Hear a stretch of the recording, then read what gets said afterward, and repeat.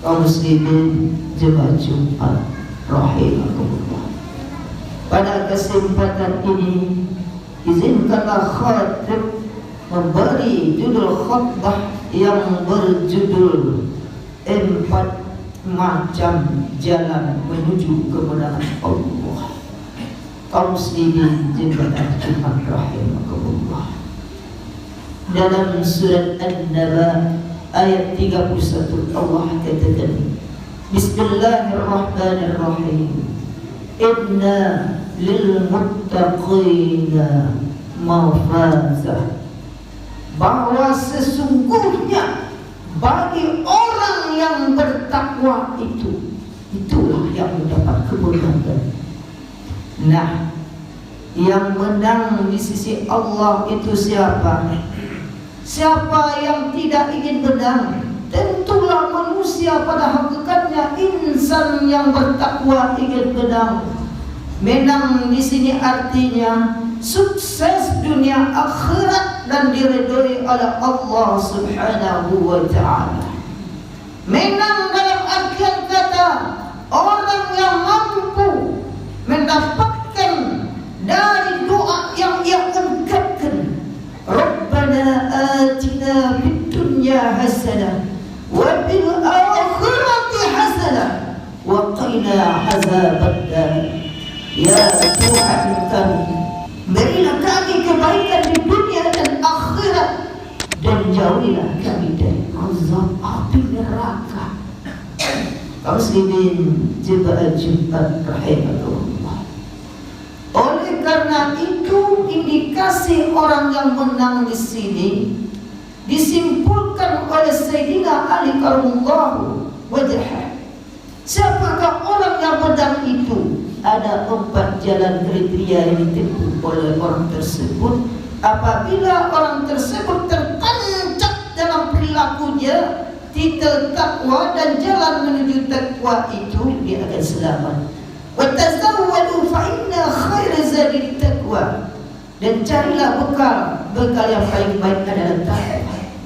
Karena bekal di dunia ini semuanya harta, tahta, wanita. Kalau kita ingin sadar wali anfusikum apalah betul syurud, dan dengan dirimu kenapa kamu tidak tersadar? Belajar kita dari kebaktian. Karena dalam surah Al-Mulk ayat 2 menimbulkan rasa kesadaran kepada Allah, agar tahu diri kita, agar tahu Tuhan kita. Man arafa nafsahu faqad arafa rabbah. Siapa mengenal dirinya niscaya akan mengenal Tuhannya. Maka yang pertama lihatlah kematian. Dalam surah Al-Mulk ayat 2, Allazi khalaqal mauta wal hayata liyabluwakum ayyukum ahsanu amala wa huwal azizul ghafur. Yang artinya yang menciptakan kematian dan kehidupan. Dan kematian itu ditunggu kamu diuji dengan kematian itu. Untuk apa? Ahsanu amala. Supaya kamu dapat memetik pelajaran dengan baik, supaya kamu bertambah beramal dengan baik dan sadar dirimu. Wa huwal azizul ghafur. Dan dianya Allah Maha Perkasa lagi Maha Pengampun. Oleh karena itu menyadarkan diri agar kita tidak sombong dan takabur dengan apa yang dititipkan oleh Allah. Maka seringlah kita melihat kematian. Dengan kematian itu kampung kita mana? Adalah desa Percacingan Kabupaten yang lahat. Yang kampung itu tidak bertuan, yang kampung itu gelap gulita, tidak pakai AC, tidak pakai bola lampu. Yang akan menyelamatkan kita adalah doa dan saling ilmu yang bermanfaat pada kejadiannya. Nah, itulah yang takwa. Nah, kata Sayyidina Ali, orang yang beruntung, orang yang menang di dalam surat An-Naba ayat 31 tersebut ditempuh oleh orang itu apabila tertancap dalam jiwanya, hatinya telah kulitnya hamparan ke betuah, tulangnya tiang ke betuah, urepnya kawe ke betuah, dirinya menghadap Ka'bah. Di antaranya tertancap 4 indikasi. Apa itu?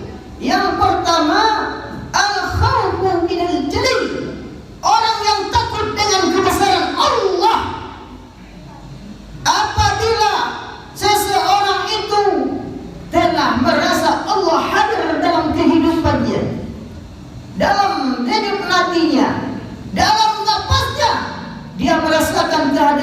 Allah, takut dengan kebesaran Allah, maka dia tidak akan berbuat buruk dan maksiat. Betapa banyaknya sekarang generasi muda yang tidak memenuhi panggilan Allah, dan padahal kata kebenaran itu 10 kali dikumandangkan oleh Bilal kita, kata hayya alal falah, mari menuju kemenangan. Nah, yang sekarang biasanya banyak anak muda, generasi muda, sekarang yang azan rata-rata generasi senja. Nah, generasi senja kemana? Generasi senja sibuk main TikTok, main HP, main internet. Sementara yang undang adalah Allah. 10 kali kata azan hayya alal falah, mari menuju kemenangan. 5 kali dengan iqamah kata tersebut berjumlah 15 kali. Yang undang siapa? Kata panggilan ini adalah hakikat Allah yang undang, yang menggerakkan dengan nadi kita, yang menggerakkan jantung kita. La tadarraku syai'un illa biiznillah. Tidak sesuatu pun yang bisa bergerak kecuali dengan izin Allah. Lari-lari ke tepi laut, tiba di laut menangkap ikan. Kalau datang malaikat maut, kemana badan akan dilarikan. Anak ayam ada 9, mati 1, tinggal 8. Hancur badan berbalutkan kapan itu penyesalan kalau tidak ada amalan. Nah, kata hayya alal falah, kata kemenangan ini tidak tertancap dalam jiwa manusia. Semua orang panglayu layan jiwa tuli bisu buta, mereka tidak melihat dan kembali ke jalan Allah. Siapa yang mengundang? Mereka acuh tak acuh saja. Wajar Allah murka. Iza zilzilatil ardu zilzalaha wa akhrajatil ardu athqalaha. Bumi mengoncangkan isinya karena berat menanggung beban dosa manusia. Mudah bumi itu karena perbuatan kehidupan manusia. Generasi muda sibuk main HP dan internet. Di mana letaknya ya ayyuhalladzina amanu qu anfusakum wa ahlikum nara. Hai orang yang beriman, jagalah diri dan keluargamu dari api neraka. Kenapa anak muda tidak lahir wal fatah bil fatah min al fatah bi jihadin akbar? Tidak dinamakan pemuda yang kuat, pemuda yang menyingsingkan lengan baju. Tetapi pemuda yang kuat itu adalah pemuda yang berjuang di jalan Allah. Nah, mana pemuda yang ramai di masjid di zaman dahulu?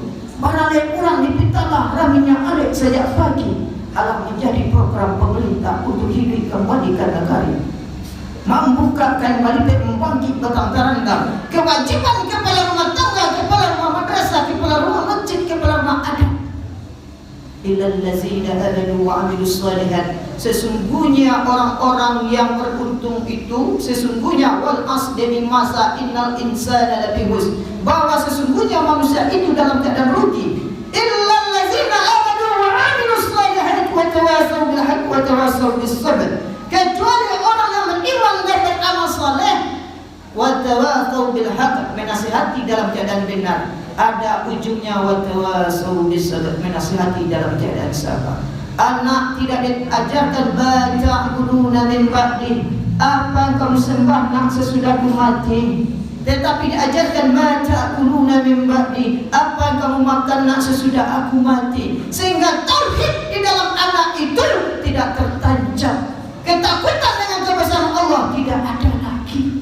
Makanya untuk itu kemungkaran, perkelahian, tawuran itu bisa dibasmi apabila kepala rumah tangga, kepala rumah adat, kepala rumah madrasah, kepala rumah masjid bersatu ibarat satu lidi.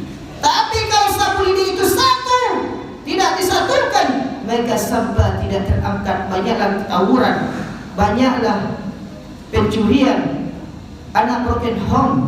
Oleh karena itu, tancapkan kepada generasi kita al-khawfu minal jalil, takut dengan kebesaran Allah. Untuk apa? Agar diri dan keluarga kita menjadi menang, sukses dunia dan akhirat. Kenapa? rentetannya sekarang masih banyak orang yang memandikan yang mengkafani kita. Imam masih ada, ulama masih ada. Namun kalau seandainya meninggal para ulama kita, garim kita, tidak ada lagi yang memandikan, yang mengkafankan. Generasi muda telah lari. Orang tua ruhnya meronta-ronta ingin anaknya yang memandikan, mengkafaninya, meleleh air matanya ruh tersebut. Orang tak ada terdengar, sudah terbenam matahari. Namun mayat, kewajiban orang hidup terhadap orang mati tidak bisa dikerjakan. Kenapa? Karena ketakutan terhadap kebesaran Allah tidak ditancapkan. Rugilah orang tua tidak melahirkan anak yang soleh. Ilmu yang bermanfaat, sedekah jariyah. Baik dan mundurnya generasi yang akan datang ditentukan oleh generasi sekarang.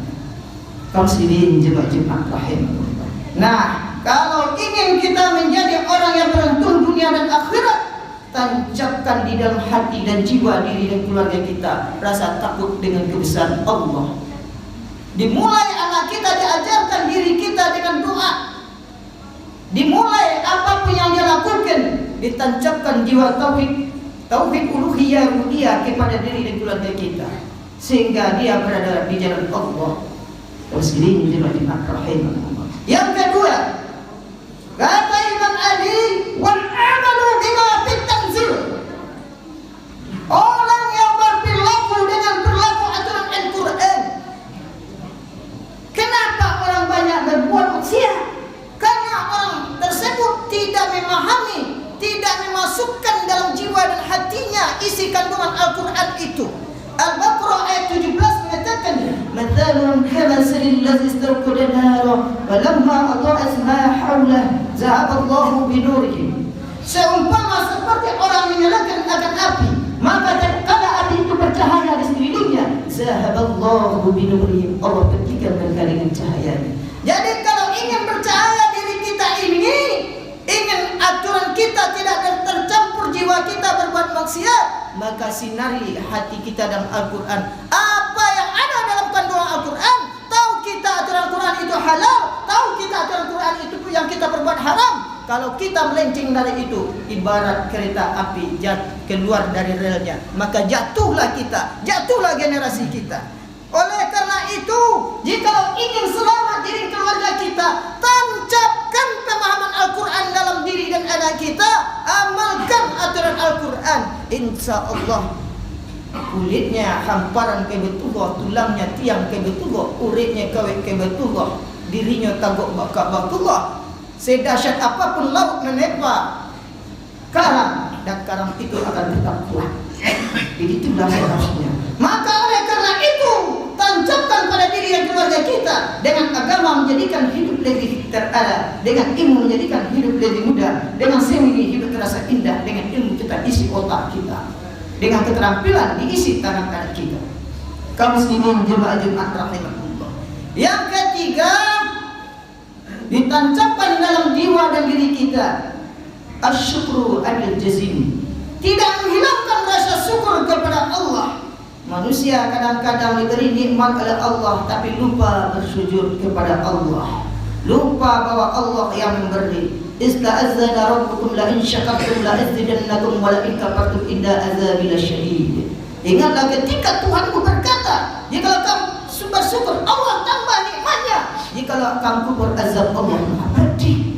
Maka apabila dalam diri dan keluarga, pertama dia sebelum kaya, dia bernuansa akan berniat, akan rajin beribadah. Namun setelah diuji oleh Allah dengan 4 hal, ketakutan, kesedihan, kerusuhan, dengan kebahagiaan harta dan tata wanita, dia gelap gulita, lupa jalan menuju Allah. Nah, inilah yang membuat terhalangnya jalan kemenangan menuju Allah tersebut. Kaum muslimin jemaah rahimahullah. Oleh karena itu, jikalau kita diberi nikmat oleh Allah, bersyukur kepada Allah. Jikalau kita kurang nikmat, maka jangan mengumpat dan mencela, memintalah kepada Allah. Insya Allah hati yang lapang, jiwa yang besar akan selalu Allah menolong kita. Yang keempat, ar-ridha minal qalil.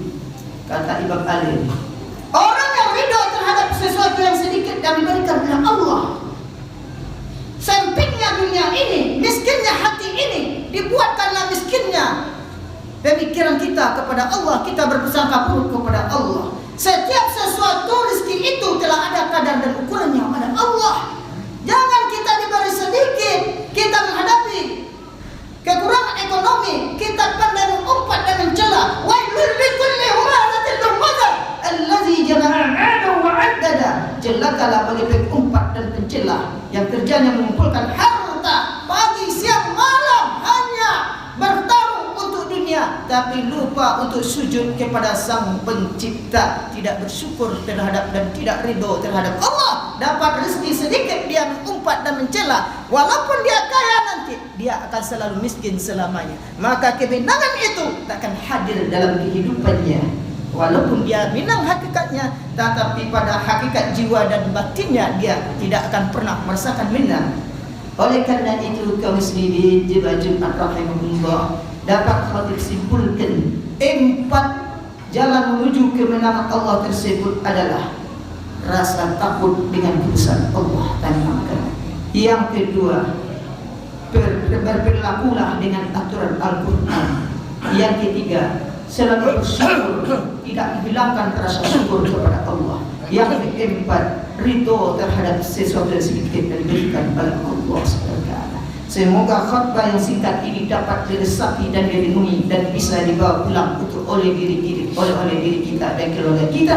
Semoga kita termasuk orang sukses dunia dan akhirat. Amin ya rabbal alamin.